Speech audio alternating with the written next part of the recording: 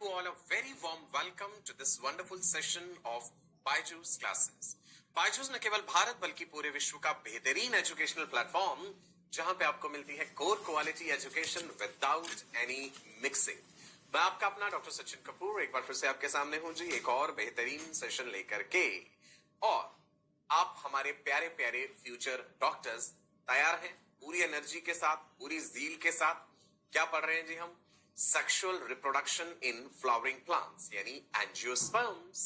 Okay, कुछ sessions हम इस चैप्टर पे पहले ले चुके हैं। आज हम कहानी आगे बढ़ाएंगे। पिछले सेशंस में हमने क्या क्या पढ़ा है रिवाइज करते हैं ना आप साथ साथ। Revision is the key to success. कभी भी कोई भी चीज पहली बार में ही याद हो जाए ये जरूरी नहीं होता है ना। नए कंसेप्ट्स हैं, नई बातें हैं, आप सुनते हैं पहली बार टीचर से, कंफ्यूजन भी होता होगा, वो क्लियर होता है। मेंटर्स से आप कांस्टेंट टच में हैं, आपके कितने सवाल होते हैं वो लोग उसके जवाब देते हैं। धीरे धीरे कॉन्फिडेंस बढ़ता है, एक बार में चीज समझ आती है। अब उसके बाद होता है कि भाई उसे याद करना है ना, मेमोराइज करना है। याद करने में भी समय लगता है, इतनी जल्दी याद नहीं होती है चीजें, भूल भी जाते हैं। फिर याद करा था पहले वो चीज, 3 दिन बाद फिर भूल गए हम, अब हमें याद नहीं आ रहा, फिर से रिवाइज करना पड़ेगा, लिख लिख के याद करना पड़ेगा। मेरी तो यही आदत थी भाई, लिख करके याद करना। और सबसे बड़ी बात है, जब आप पहली बार उस चीज को सुन रहे हैं बड़े ही फोकस के साथ, अटेंटिवली, बिना किसी आसपास के नॉइस और डिस्टरबेंस के आपको क्लास अटेंड करनी होती है। शांतिपूर्वक, धैर्य के साथ। फिजिकली हेल्दी होना भी जरूरी है, मेंटली भी आपको बिल्कुल ठीक ठाक होना जरूरी है ना। सो आप अपने स्वास्थ्य का भी पूरा ध्यान रखिए, राइट जी। ऑल माई राजा बेटा एंड रानी बेटियां, once again I wish you a warm welcome. और बढ़ते हैं आज के इस सेशन की तरफ। कॉपी पेन तैयार रखिएगा, इंपॉर्टेंट चीजें साथ के साथ नोट करते जाइए, ठीक है जी।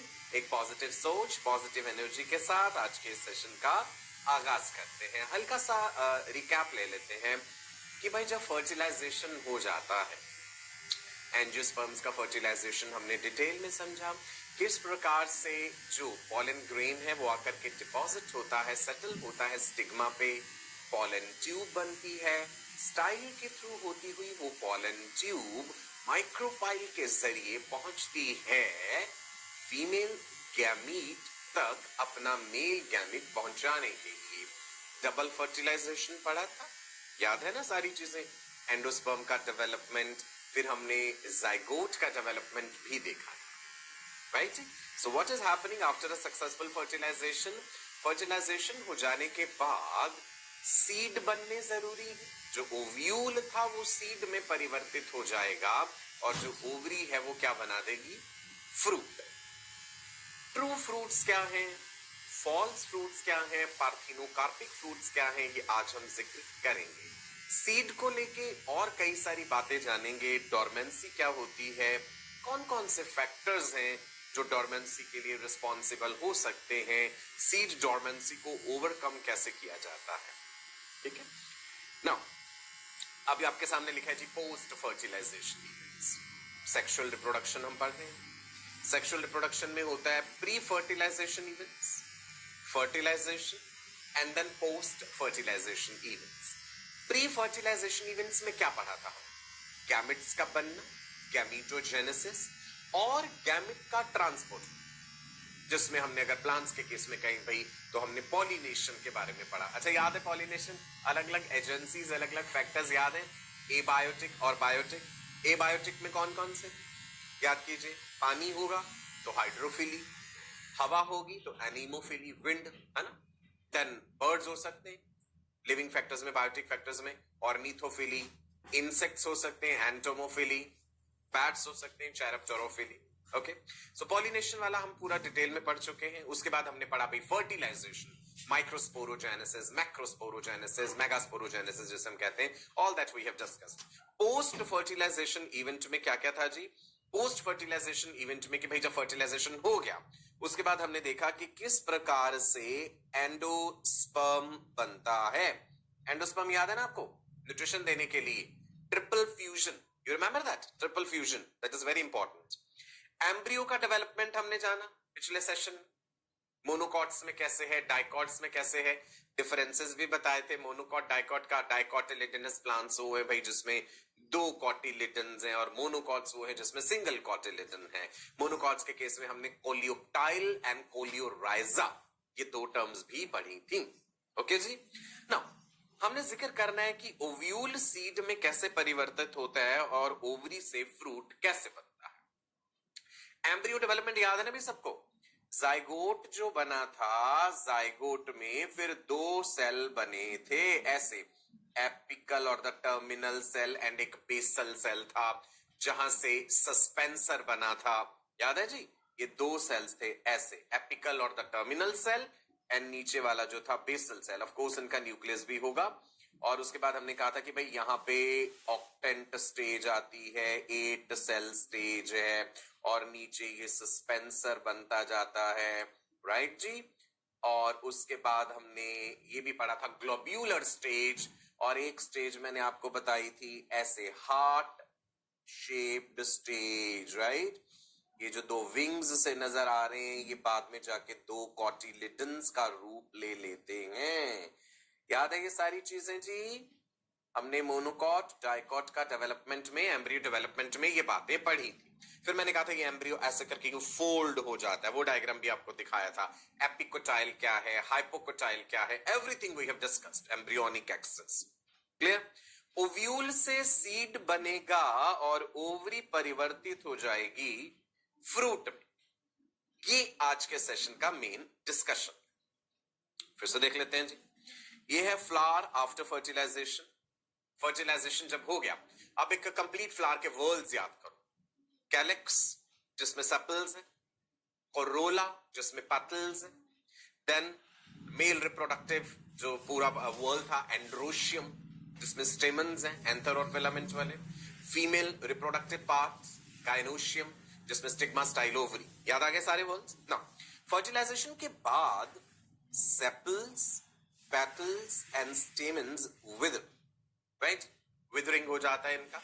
आप कह लीजिए कि एक तरह से ये सूख जाएंगे, झड़ जाएंगे, ये नष्ट हो जाएंगे, खत्म हो जाएंगे। Sepals and petals and then the stamens they drop, अलग हो गए, अब उनकी कोई आवश्यकता नहीं रह गई। अब बचा है जी अंदर ovary and ovule, stigma, style, ovary. Stigma और स्टाइल को भी हमने हटा दिया यहां से, ओवरी और ओवरी के अंदर ओव्यूल। तो ओवरी और ओव्यूल जो है ये आगे जाके क्या बना देंगे, ovary develops into fruit and ovules they become the seeds. यही से अगली जनरेशन का निर्माण होना है। फिर अगर उस फ्रूट में से सीड निकलते हैं, सीड्स का डिस्पर्सल हुआ, तो वो बीज जो है, वो नन्हे बीज जब अंकुरित होंगे तो अगली जनरेशन, यही तो रिप्रोडक्शन है। ओके, सो यही बात हमने डिटेल में पढ़नी है कि कैसे ओव्यूल से बना सीड और ओवरी से बना फ्रूट, एंड देन फ्रूट और वेजिटेबल में अंतर क्या है। ठीक है जी, हेडिंग दे लेंगे। ओवरी टर्न कर रही है किसमें, फ्रूट में, फल बन रहे हैं। चलो कंपेयर करते हैं ओवरी की वॉल और दूसरी तरफ हम जो है फ्रूट लेकर के उसकी वॉल कंपैरिजन करते हैं। ओवरी वॉल, ओवरी की वॉल की आउटर मोस्ट लेयर फ्रूट की वॉल की आउटर मोस्ट लेयर एपिकार्प बना रही। पहले आप कंपेयर कर लीजिए ओवरी वॉल, और इधर है जी हमारे पास ये रहा फ्रूट, राइट। फ्रूट की वॉल को क्या बोलते हैं जी, pericarp. Ovary wall is getting converted, it is forming what, pericarp। Ovary wall में 3 layers, outermost layer, middle layer, innermost layer, 3 layers. जो आउटर मोस्ट लेयर है वो बना रही है एपिकार्प, मिडल लेयर बना रही है मीजोकार्प, इनर मोस्ट लेयर बना रही है जी एंडोकार्प। सो ओवरी वॉल की 3 लेयर्स रिस्पेक्टिवली फ्रूट वॉल की 3 लेयर से हमने कंपेयर कर दी। आउटर मोस्ट से एपिकार्प, मिडल से मीजोकार्प, इनर मोस्ट से endocarp, right. Now parts of a fruit, fruit wall यानी pericarp is differentiated into 3 layers, epi, meso, endo. Epicarp सबसे बाहर वाली जो स्किन है फ्रूट की, मीजोकार्प, मीजोकार्प वो टिश्यू है, फ्लेशी भी हो सकता है, वो टिश्यू जो एपी और एंडो के बीच में प्रेजेंट है। ठीक है जी, एपिकार्प एंड एंडोकार्प के बीच में प्रेजेंट है। एंडोकार्प जो कवर कर रहा है सीड को। क्लियर है जी ना? यहां पे हमने दिखाया है, ये रहा इस पर्टिकुलर फ्रूट का सीड, सबसे अंदर जो बीज है, खुरमानी जैसा लग रहा है ना ये ना, ये है जी पूरा फ्रूट की वॉल, पेरिकार्प। अब उसके तीन हिस्से, सबसे बाहर वाली एपिकार्प जो स्किन है, जैसे जैसे हम छील देते हैं, पील ऑफ भी कर देते हैं ऊपर। मीजोकार्प बीच वाला फ्लेशी पार्ट, स्वादिष्ट सा हिस्सा जो आप खाते हैं। एंडोकार्प जो बिल्कुल सीड को कवर कर रहा है अंदर। राइट, क्लियर है? चलो आगे बढ़ता हूं। क्या फल और सब्जी में कोई अंतर है? फ्रूट एंड वेजिटेबल, जैसे हम हिंदी में फ्रूट को कह देते हैं जी फल, और हम वेजिटेबल को कह देते हैं सब्जी। टेक्निकली अगर हम देखें स्ट्रिक्ट साइंटिफिक सेंस में, तो फ्रूट क्या है? फ्रूट वो स्ट्रक्चर है जो कि डेवलप करता है ओवरी से। Fruits are the structures which develop from the ovary of the flowering plant, और उसमें बीज होते। ठीक है जी? सो फ्रूट ओवरी से डेवलप करता है और उसमें बीज होते हैं। अब आप देखिए मिर्ची क्या है फिर, इसका मतलब मिर्ची फल, चिलीज। टमाटर क्या है? टमाटर को तो हम सब्जी कह देते हैं ना, सब्जियों में हम डालते हैं, कोई भी सब्जी बनाए, टमाटर का तड़का लगाना है उसमें। सो टमाटर एक्चुअल में, टमेटोज जो है फिर वो फ्रूट होंगे। टेक्निकल डेफिनेशन अगर हम देख रहे हैं, ओवरी से बने हैं और भाई उसमें बीज भी है, सीड भी है। तो वेजिटेबल क्या है, सब्जी क्या है? Any edible plant part, plant के शरीर का कोई भी ऐसा हिस्सा जो खाने योग्य है। एडिबल मीन्स खाने योग्य है। वो प्लांट की जड़ हो सकती है, पत्ते हो सकते हैं, तना हो सकता है, उसके फूल भी हो सकते हैं। Any edible part of the plant is vegetable. It can be the root, it can be the stem, it can be the leaves, it can be the flowers. लेकिन टेक्निकल सेंस में वो ओवरी हुई अगर, जिसमें बीज है, तो वो फ्रूट कहलाएगा। अब आप समझे फ्रूट और वेजिटेबल में अंतर। And the vegetables do not contain seeds, ये ध्यान रखने वाली बात। ठीक है जी, चलो आगे बढ़े। अब शकरकंदी क्या हो गई फिर, सोचिएगा जरा। शकरकंदी जड़ है ना, आलू क्या हो गया, आलू जड़ है कि स्टेम है, बताइए। याद रखना आपको कि जो पोटैटोस हैं या जो स्वीट पोटैटो है, इनमें डिफरेंसेस क्या है, मॉर्फोलॉजी याद कीजिए, हमने पढ़ी है ये सारी चीजें। Types of fruits, another important topic. Types of fruits याद कर लीजिए, गाजर क्या है, मूली क्या है। ओके, नाउ फ्रूट्स मुख्य रूप से तीन कैटेगरीज में हम बांटेंगे। टाइप्स ऑफ फ्रूट्स कौन कौन से, लिखिए। नंबर 1 ट्रू फ्रूट्स, सच्चे फल हैं जो। Number 2 false fruits, and number 3 is parthenocarpic fruits. Technical term है, लिखेंगे। पार्थिनोजेनेसिस भी आपने पढ़ा होगा एनिमल डेवलपमेंट पढ़ते time. This is parthenocarpic, what, parthenocarpic fruits, right? समझेंगे कि ये क्या होते हैं। सो पहले देखते हैं जी ट्रू फ्रूट्स क्या हैं, सच्चे फल क्या होते हैं। Now the true fruit develops from mature ovary. पहले हमने जिक्र करा कि भाई ovary is getting converted into fruit. Ovary की वॉल की तीन लेयर्स बताई थी, outer most, middle and inner most. Fruit की वॉल की जो लेयर थी पेरिकार्प जो है, वो एपिकार्प, मीजोकार्प, एंडोकार्प, तीन लेयर से वो बना। Okay, so true fruit is the one which is developing from the mature ovary. Fertilisation हो गया, डबल फर्टिलाइजेशन हुआ है, जिसमें ट्रिपल फ्यूजन वाली बात भी याद रखनी है, एंडोस्पर्म डेवलपमेंट सब याद होना चाहिए आपको। एग्जांपल्स हो गए भाई, मटर है, अंगूर है, मैंगो एंड कोकोनट, आम हो गया और नारियल हो गया। Shall I repeat?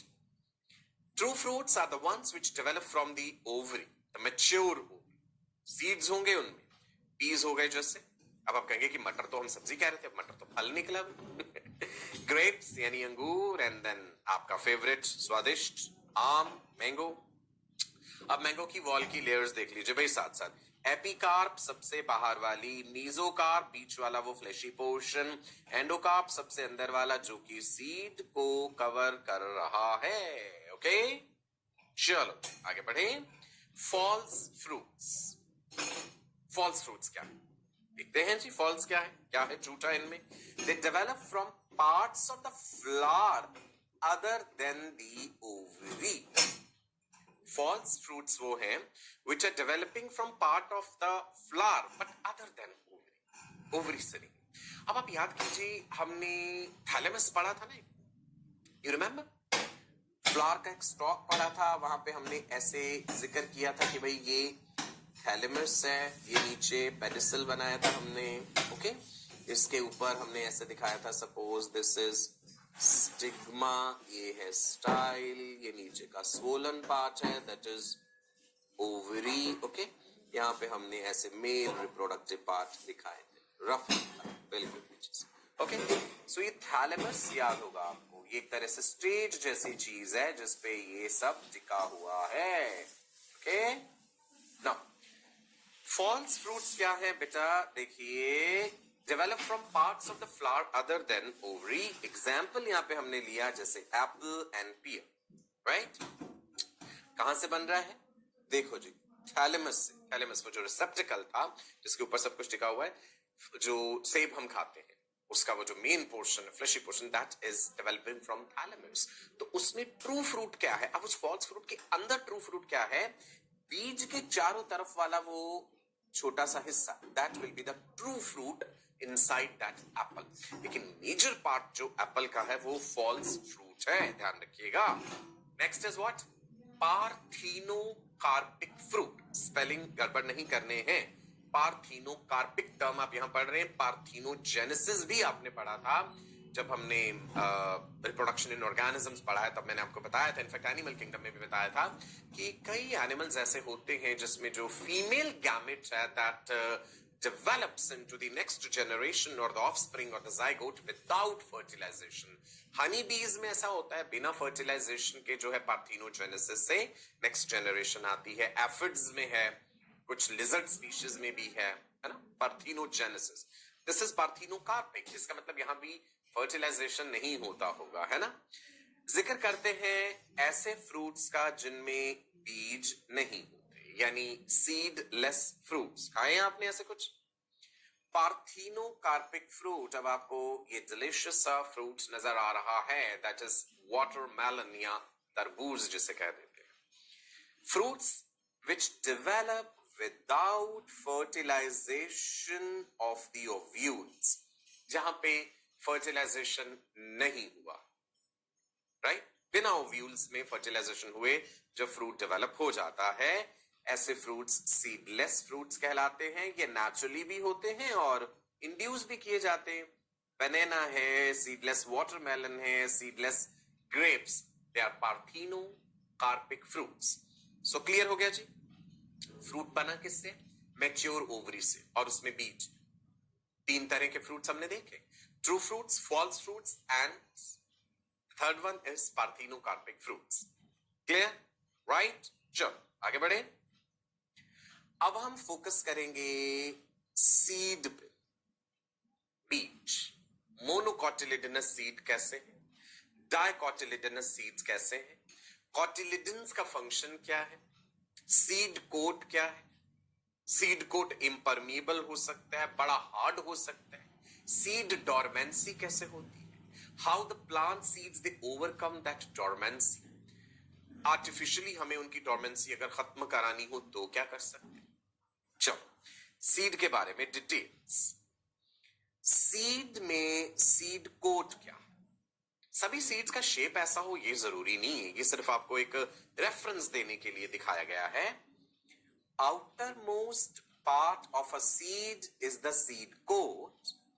It is protecting the developing embryo. उस बीज के अंदर भ्रूण है. ओव्यूल जो है वो सीड में कन्वर्ट हुआ. ओव्यूल के अंदर ही तो था वो एम्ब्रियो सैक, जहां पे हमने सारी डिटेल्स पढ़ी थी, डबल फर्टिलाइजेशन की, एंडोस्पर्म डेवलपमेंट की. तो एम्ब्रियो तो उसके अंदर है. सीड कोट जो है outermost part of the seed है. कई बार ये बहुत रिजिड हार्ड हो सकता है, इम्परमिएबल हो सकता है कि पानी उसमें नहीं जा रहा है ना. ऐसे सीड्स को जर्मिनेट करवाने के लिए कई बार स्कारिफिकेशन या स्ट्रेटिफिकेशन प्रोसेसेस भी करनी पड़ती हैं. और सीड कोट प्रोटेक्ट कर रहा है अंदर जो उसके भ्रूण डेवलप हो रहा है, जो एम्ब्रियो है. What is that embryo? Remember embryo development तो हमने पूरा डिटेल में पढ़ा था। जब फीमेल एग सेल आके मेल स्पर्म से फर्टिलाइज जब हो गया था, तो वहां पे जाइगोट बना था। जाइगोट में डिवीजन हुआ, apical cell, basal cell. Apical cell को टर्मिनल सेल भी कहा था। एपिकल सेल में फिर 4 सेल स्टेज आई, ऑक्टेंट 8 सेल स्टेज आई, globular stage, heart shape stage, तो पूरा एम्ब्रियो बना था। राइट जी। सो एम्ब्रियो क्या है? भ्रूण कह देते हैं हम, बेबी प्लांट है that is developing from the zygote. फिर से मैं दिखा देता हूं जी, ये रहा जाइगोट। डिप्लॉइडी क्या थी? 2n, right. जाइगोट में डिवीजन्स हुए, एक सेल ऐसा बन गया, एक ऐसा। इसको क्या कह दिया था? एपिकल सेल, ए लिख देता हूं। और इसको क्या कह दिया था? बेसल सेल, बी लिख देता हूं।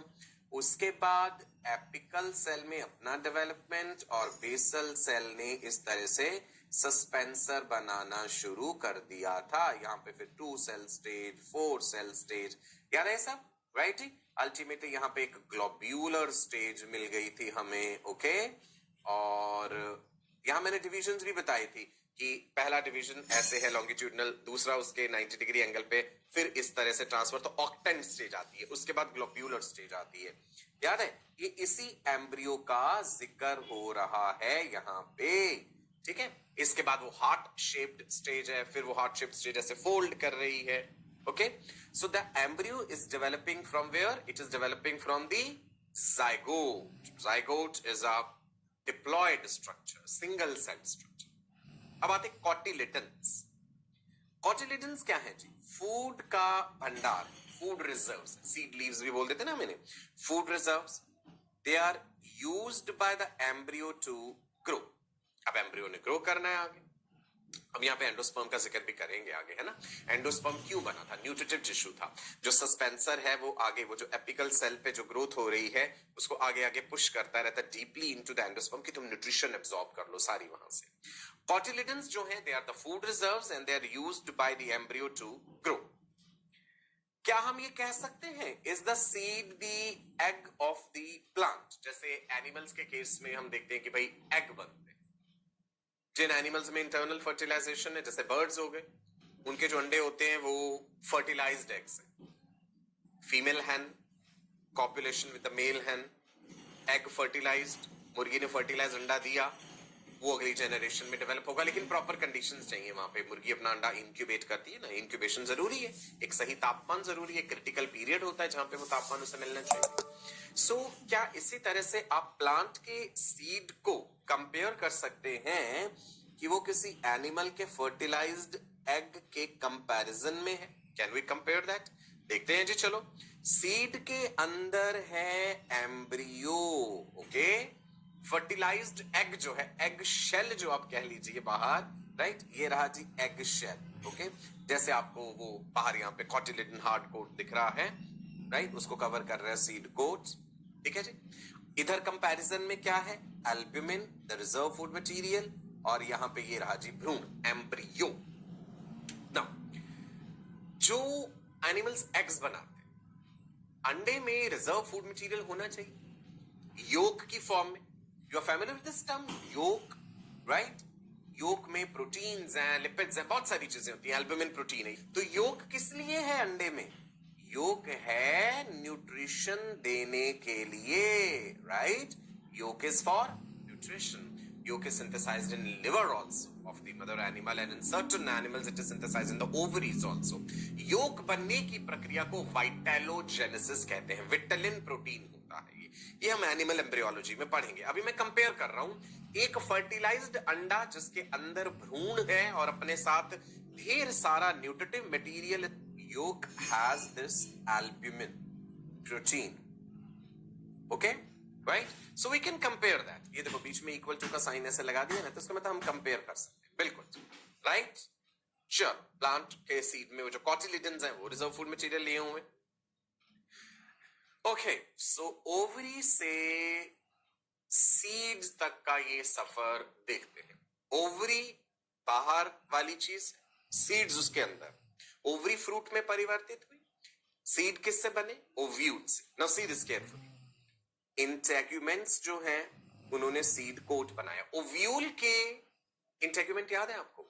ओव्यूल जब हमने बनाया था, बिल्कुल बिगिनिंग में चलते, चलो ऐसे करके ड्रॉ करते हैं एक स्ट्रक्चर ओव्यूल का। इंटरेस्टिंग है, ऐसे, ये ऐसे,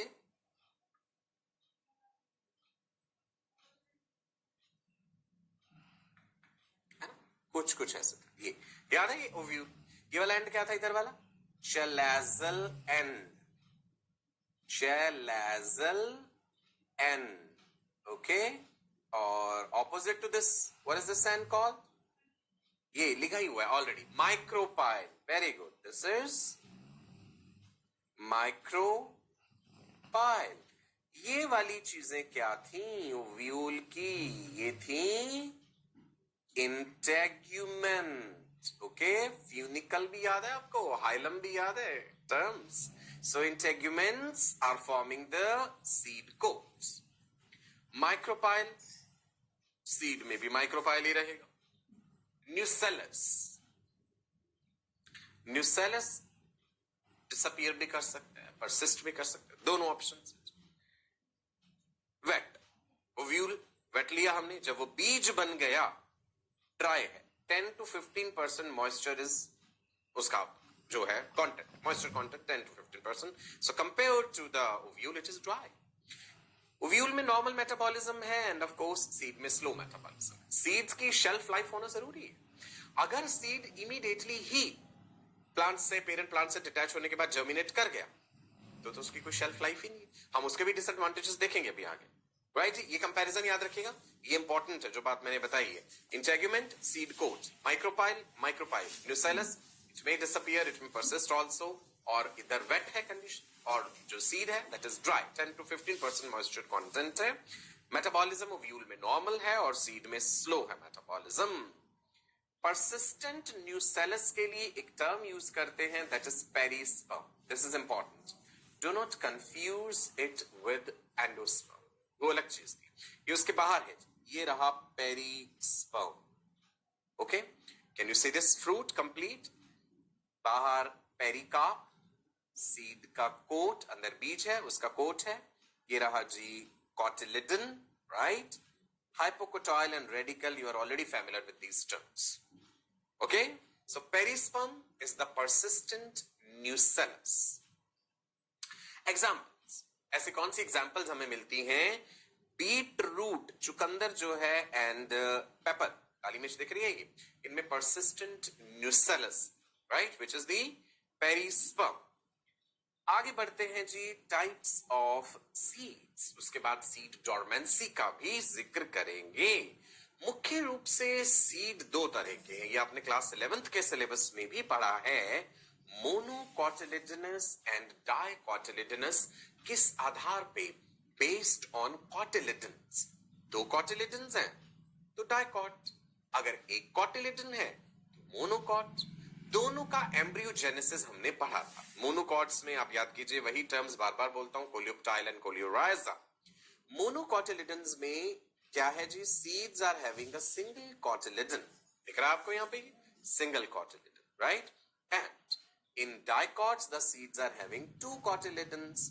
ये आपको एक साइड व्यू दिखाया गया है, ऐसे, है ना? अगर आप दोनों तरफ से देखेंगे तो आपको दो कॉटिलिडन नजर आएंगे, ये साइड से दिख रहा है। इज इट क्लियर जी? चलो, now based on endocytes, albuminous, albumin की आधार पे they can be albuminous seeds and non-albuminous seeds. Non-albuminous में endosperm is absent because it is fully consumed during the embryo development. मटर में, मूंगफली में जब एम्ब्रियो डेवलप हो रहा था, याद कीजिए, एपिकल सेल से एम्ब्रियो, बेसल सेल से सस्पेंसर, सस्पेंसर के सेल्स डिवाइड करके उस भ्रूण को ऊपर की तरफ पुश कर रहे थे कि तुम एंडोस्पर्म का न्यूट्रिशन कंज्यूम करो। न्यूट्रिशन लेना तो जरूरी है, सेलुलर डिविजन्स जब हो रही हैं, that requires nutrition for the growth. तो एंडोस्पर्म जो है वो फुली कंज्यूम हो जाता है एम्ब्रियो डेवलपमेंट पे। तो बाद में जब बीज बना, सीड बना, उसमें एंडोस्पर्म नहीं होगा, so we call it non albuminous seed. Okay, albuminous क्या है? Endosperm is present. Endosperm is not fully consumed during the embryo development. जब एम्ब्रियो डेवलप हो रहा है, न्यूट्रिशन दिया एंडोस्पर्म ने, लेकिन वो पूरे का पूरा कंज्यूम नहीं हो पाया। वो एंडोस्पर्म बीज में भी प्रेजेंट रहा, जैसा कि वीट में यानी गेहूं में, मेज, बार्ले, कैस्टर, सनफ्लावर। सो एल्ब्यूमिन यानी एंडोस्पर्म के आधार पर, प्रेजेंस और एब्सेंस के आधार पे दो तरह के सीड्स हमने देखे, that is albuminous and non albuminous. This is important, ये आपको ध्यान रखना है, एग्जाम्पल्स भी याद रखें। राइट जी, चलिए अब आप एग्जाम्पल भी देख सकते हैं यहां पे एल्ब्यूमिनस एंड नॉन एल्ब्यूमिनस में। Right, you can see the endosperm present, ये मोनोकॉट के केस में दिखाया है हमने। डाइकॉट के केस में हमने देखा यहां पे कॉटिलेडन्स। राइट, मोनोकॉट में सिंगल कॉटिलेडन है। क्लियर है जी, albuminous non albuminous. How do seeds they offer advantages to angiosperms. अब ये आएगी एक महत्वपूर्ण बात, रिप्रोडक्शन इन फ्लावरिंग प्लांट्स हम पढ़ रहे हैं, एंजियोस्पर्म्स का रिप्रोडक्शन हमने देखा कि भाई यहां सीड्स बन रहे हैं। क्या फायदा है सीड बन, सोचिए जरा खुद ही। सीड का सबसे बड़ा फायदा तो भाई डिस्पर्सल, बीज एक से दूसरी जगह तक पहुंचेंगे, अलग अलग एजेंसीज तक, तो प्लांट्स अलग अलग जगहों पे जाके अपना नया बसेरा बसा सकते हैं, कोलोनाइजेशन होगा उनका। अगर ऐसा नहीं होता तो प्लांट्स खुद तो इमोबाइल है ना, वो खुद तो नहीं चल के जा सकते दूसरी जगह पे, तो सीड ही तो दूसरी जगह पे पहुंचाने होंगे। Right, dependable seed formation since pollination and fertilization are independent of water।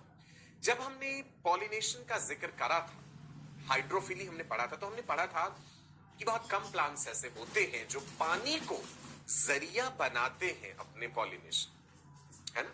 Wind के जरिए पॉलिनेट होने वाले एनीमोफिली, इंसेक्ट्स के जरिए पॉलिनेशन है एंटोमोफिली, बैट्स के जरिए है चैरोप्टेरोफिली, बर्ड्स के जरिए ऑर्निथोफिली।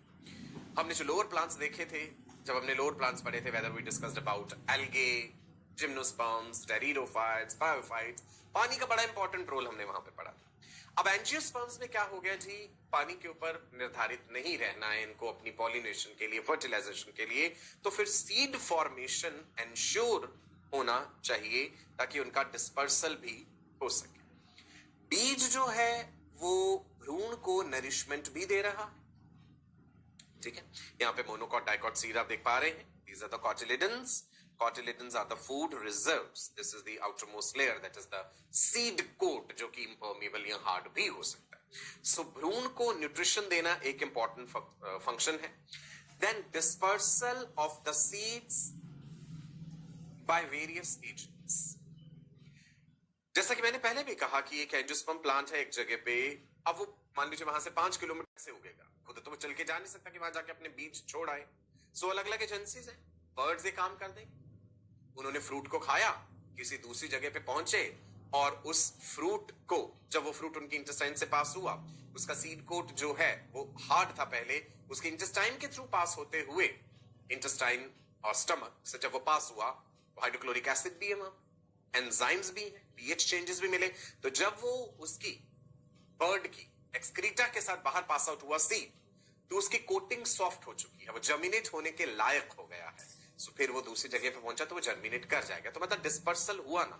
राइट जी, इसके अलावा और भी कई एजेंट्स हैं, हवा के जरिए भी डिस्पर्सल हो रहा, आगे देखते हैं वो चीज भी हम। So dispersion of the seeds by various agents, protection of the embryo वाली बात हम ऑलरेडी कर चुके, ठीक है जी।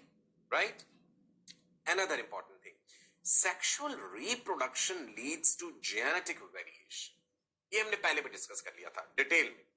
सेक्सुअल रिप्रोडक्शन में मियोसिस हो रहा है, फर्टिलाइजेशन हो रहा है, अगली जनरेशन में वेरिएशंस जा रहे हैं। सीड्स जो बनते हैं फर्टिलाइजेशन के बाद, they are the products of sexual reproduction only, right, तभी तो बीज बना है जो फर्टिलाइज्ड सीड है ना। नाउ जेनेटिक वेरिएशन बड़ा जरूरी है इवोल्यूशन के लिए। Variations are the small genetic differences found among organisms belonging to same species. Variations provide raw material for evolution. ये बात याद कर लो अच्छे से।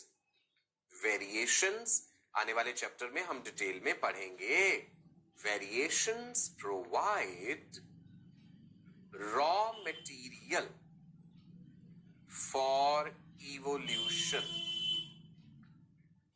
वैरायटी होना जरूरी है, तभी नेचुरल सिलेक्शन ऑपरेट करेगा और उन इंडिविजुअल्स को सिलेक्ट करेगा जो बेहतर है दूसरों से।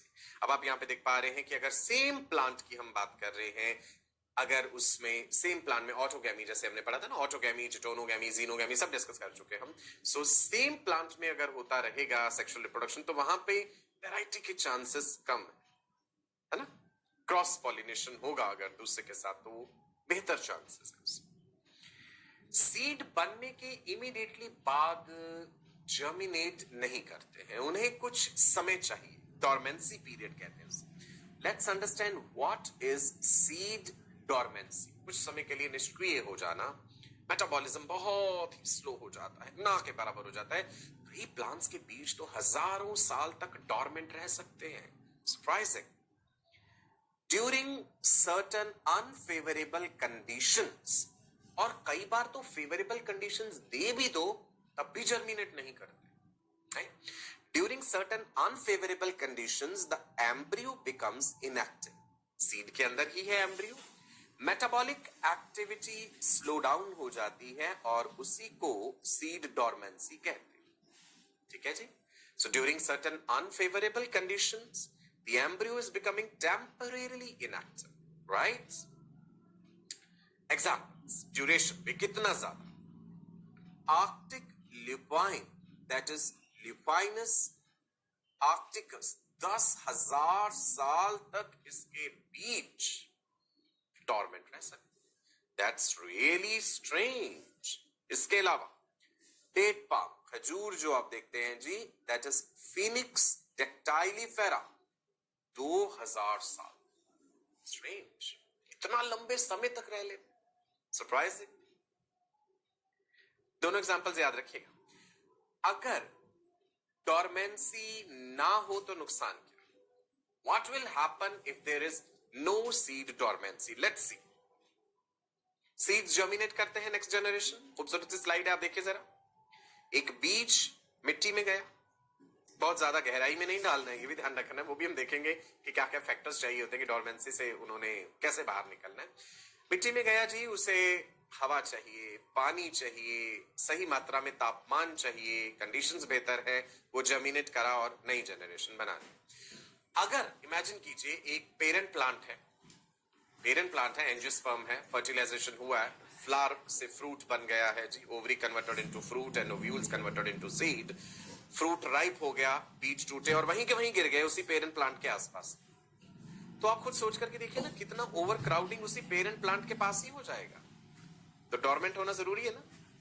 नाउ एक और देखिए, अगर एक बात और सुनिए, अगर सीड्स में डॉर्मेंसी नहीं होती तो कोई शेल्फ लाइफ ही नहीं होती। No shelf life. अब आप खुद ही देखिए, ये जितनी भी दालें, सब्जियां, दालें या चने ये हम खा रहे हैं, राजमा आपके फेवरेट, फिर आप इन्हें कैसे खा पाते हैं अगर उनमें डॉर्मेंसी नहीं है? जैसे ही पेरेंट प्लांट से बना है वो फिर से अंकुरित होकर के अगला प्लांट बनाया जा रहा है। You got it? Shelf life ही नहीं हो पाती है। ये जरूरी है शेल्फ लाइफ होना। क्या क्या कंडीशंस मांगते हैं सीड्स जर्मिनेशन के लिए? What are the different conditions which are required for germination? Simple सी बात है भाई, टेम्परेचर, मॉइस्चर, एयर भी चाहिए, फोटो पीरियड। कुछ सीड्स ऐसे होते हैं, फोटोप्लास्टिक सीड्स कहते हैं उन्हें, लाइट डिपेंडेबल है कि भाई रोशनी मिल रही है ना उन्हें, और कुछ कह रहे नहीं हमें लाइट नहीं चाहिए, हमें तो रोशनी से दूर भागना है, राइट। सो जैसे अनियन सीड्स है ना, वो ज्यादातर ऐसे सीड्स जो काले रंग के होते हैं, गहरे रंग के होते हैं, वो कहे हमें लाइट नहीं चाहिए, राइट। सो फोटो पीरियड पे डिपेंड कर सकते हैं या नहीं भी कर सकते। सो कंडीशंस क्या क्या है जी? सूटेबल तापमान होना चाहिए, बहुत ज्यादा हाई टेम्परेचर अगर हो गया, बहुत ज्यादा कम टेम्परेचर हो गया, दोनों ही गड़बड़ हो जाएगी। बिकॉज यू नो एंजाइम्स जो है, enzymes are proteinaceous, enzymes are regulating metabolism. At very high temperature enzymes get permanently denatured and at very low temperature enzymes become temporarily inactive. ठीक है। मॉइस्चर, सही मात्रा में नमी का होना जरूरी, राइट। क्यों? इम्बिबिशन आपने पढ़ा था, सीड कोट जो होता है जब पानी के संपर्क में आता है, सॉफ्ट हो, पानी एंटर करेगा, उस पानी की एंट्री होगी, एक नवजीवन का संचार हो जाएगा सीड के, मेटाबॉलिज्म फिर से एक्टिवली रिज्यूम हो जाएगा। सो मॉइस्चर सही होना चाहिए जी, तापमान सही होना चाहिए, मिट्टी में बहुत ज्यादा गहराई में भी नहीं दबा देने हैं सीड, ये भी बड़ा जरूरी है। ठीक है कि उनको कितना दबाव, कितनी गहराई में मिट्टी में हमने रखना है, दैट इज ऑल्सो इंपॉर्टेंट। हवा का संपर्क भी चाहिए कई सीड्स को, तभी वो प्रॉपर्ली ग्रो कर पाएंगे। अब कहेंगे फोटोसिंथेसिस तो नहीं हो रहा, रेस्पिरेशन तो हो रहा है ना, लेकिन फोटोसिंथेसिस तो नहीं हो रहा। अब आप सोचे कि उनको क्यों चाहिए, हवा क्यों चाहिए, that is the reason. Is it clear जी? सो जब सूटेबल कंडीशंस उनको मिल गई, सॉइल में पीएच भी सही होना चाहिए, ये भी एक इंपॉर्टेंट फैक्टर है। टेम्परेचर सही हो, मॉइस्चर सही हो, तो सीड्स प्रॉपर्ली जर्मिनेट करते। देखा आपने, प्रॉपर ऑक्सीजन सप्लाई यानी एयर जो है वो भी होना जरूरी है। Okay, now let's discuss the journey of a seed. एक नन्हे बीज का सफर क्या है, देखो जी, ये है जी पेरेंट प्लांट। पेरेंट प्लांट पे आप ये फ्रूट्स देख पा रहे हैं। फ्रूट क्या है जी, राइपन्ड ओवरी है, मेच्योर ओवरी, उसके अंदर जो व्यूल्स थे वो बीज बन गए। अब हमने क्या दिखाया कि भाई ये टूट करके यहां पे गिर गए। मैं दिखाता हूं आपको, एक पका हुआ फल पेड़ से टूटा और पेड़ के पास ही गिर गया। मिट्टी है, जमीन है, सॉइल अवेलेबल है, तापमान मान लो सही है, एनवायरमेंटल कंडीशन सही है, वो वहीं के वहीं जर्मिनेट कर गया। बेबी प्लांट वहीं ग्रो कर गया। Baby plant, if it is growing near to the parent plant, तो बड़ी ही नुकसानदायक बात हो जाएगी। क्या? Competition. It will compete with the parent plant for what? Number one, water, पानी चाहिए उसे, न्यूट्रिशन चाहिए, स्पेस चाहिए, सनलाइट चाहिए। जो पेरेंट प्लांट है उसकी कैनोपी इतनी बड़ी है ना, वो बड़ा है, छायादार छतनार पेड़ है, उसके नीचे वो नन्हा बीज नहीं पनप पाएगा, मुश्किल है। बड़े प्लांट की जड़ें ज्यादा दूर तक फैली हैं, ज्यादा गहराई तक फैली हैं, वो ज्यादा न्यूट्रिशन, ज्यादा पानी कंज्यूम कर रही हैं। उस नन्हे से पौधे को बहुत ज्यादा संघर्ष करना पड़ेगा जीवित रहने के लिए, सूर्य की रोशनी भी उस तक नहीं पहुंच पाएगी। अब आपको सीड का एडवांटेज समझ आ रहा है कि फैल जाने चाहिए दूर दूर तक, that is the reason. Let me repeat, baby plant if it is growing near to the parent, it will compete with the parent plant for water, for nutrition, for space, for sunlight. इसीलिए आवश्यक है seeds का फैलना, seed dispersal. Now what is this seed dispersal? समझते हैं, ये वो प्रक्रिया है, it is a process by which seeds are dispersed to different places. ये वो प्रक्रिया है जिसके जरिए बीज दूर दूर तक फैला दिए जाते हैं। अलग अलग एजेंट्स हो सकते हैं, पानी हो सकता है, या फिर जैसे नारियल है ना, पानी के थ्रू दूर दूर तक जा सकते हैं, हवा के थ्रू बीज जा सकते हैं, बर्ड्स भी तो ले जा सकते हैं उन्हें दूर दूर तक, कई बायोलॉजिकल लिविंग एजेंट्स भी तो हो सकते हैं, है ना। या कई ऐसे होते हैं कि फ्रूट बड़े प्रेशर से फटते हैं ऐसे, और वो दूर दूर तक बीज उनके बिखर जाते हैं। एक्सप्लोजन वर्ड हमने यूज किया यहाँ पे, ठीक है। तो ये सारे एजेंट्स दिखते हैं जो सीड्स को डिस्पर्स कराते हैं। आपका हेडिंग है agents of seed dispersion. So let's see what are the agents of seed dispersal. Wind, slow moving air, wind, light seeds जो हल्के हैं, जिनके पंख हैं, feathery structures हैं, है ना। हवा का झोंका आया और वो उसी के साथ बहते हुए कई किलोमीटर दूर तक जा सकते हैं। डैंडेलियंस में ऐसा होता है, देखें आप, नाजुक से हैं बिल्कुल सीड्स। हवा आई, हवा का झोंका उन्हें उड़ा करके ले गया बहुत दूर। Swan plant, another example, wind के जरिए, राइट जी। चलो नेक्स्ट देखें, कमल का फूल जो है, आप जानते हैं कमल, हम कहते हैं भाई कीचड़ में कमल होता है या पानी में है कमल, तो जो बीज है पानी के जरिए तैर के फिर दूर तक जाएंगे, right. Water, another agent is water. The seeds of the plants they float on water as in case of lotus, right. Coconut, another beautiful example. आपने देखा होगा आइलैंड्स पे, बीचेस पे, कई जगहों पे समुद्र के किनारे कोकोनट जो है, नारियल के पेड़ जो है वो ग्रो करते हैं।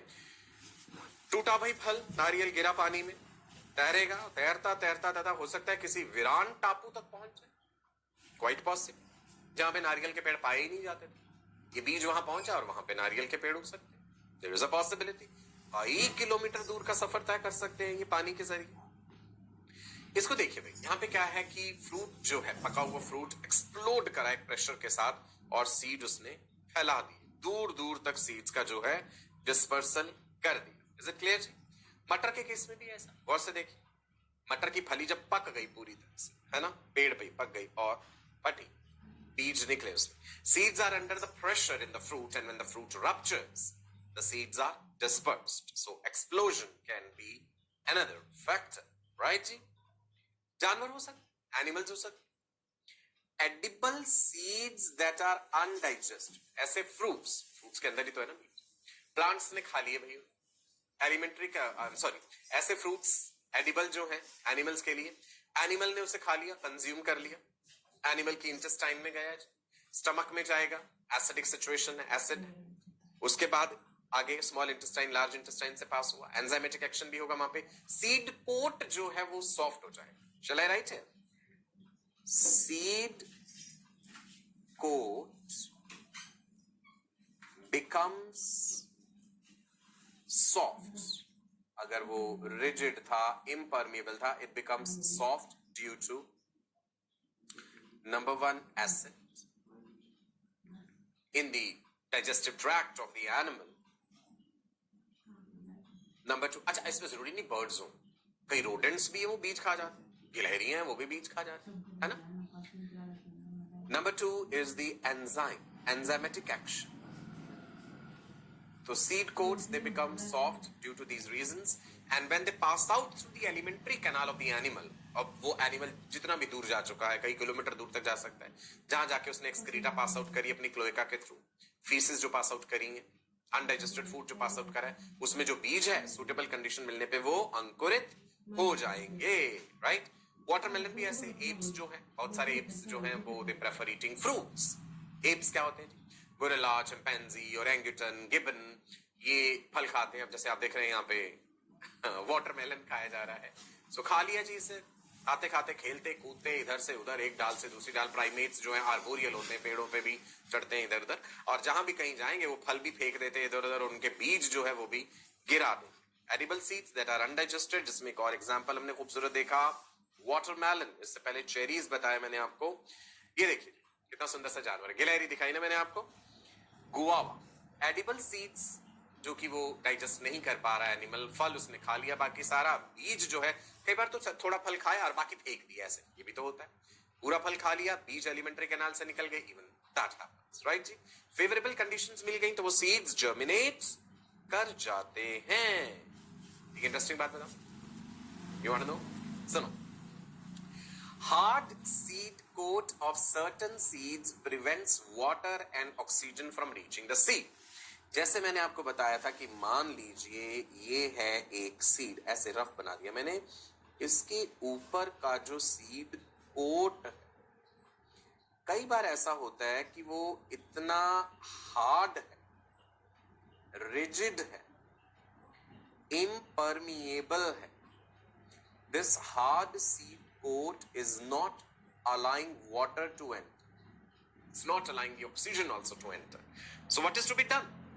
जैसा कि मैंने पहले बताया, नेचुरली भी इस कंडीशन को ओवरकम किया जाता है और आर्टिफिशियली भी हम कराते हैं। स्कारिफिकेशन होता है कि सीड्स को, स्कार समझते, खरोचना एक जगह से, स्कारिफिकेशन करना पड़ेगा, या स्ट्रेटिफिकेशन भी होता है कि किसी हार्ड सरफेस के ऊपर जो है सीड्स को रगड़ते हैं ताकि वो जो सीड कोट है वो सॉफ्ट, पानी वहां से एंटर कर पाए, right.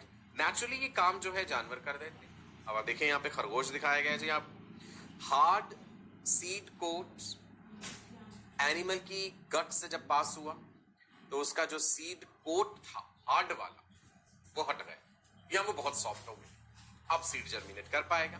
The hard seed coat of certain seeds which is preventing the water and oxygen from reaching the seed, right. अच्छा, आपको have you heard of dodo? Dodo bird, dodo word का मतलब होता है डम, है ना, बेवकूफ। Dodo became extinct because of its foolish behavior. Mauritius island पे जो है डोडो पाया जाता था।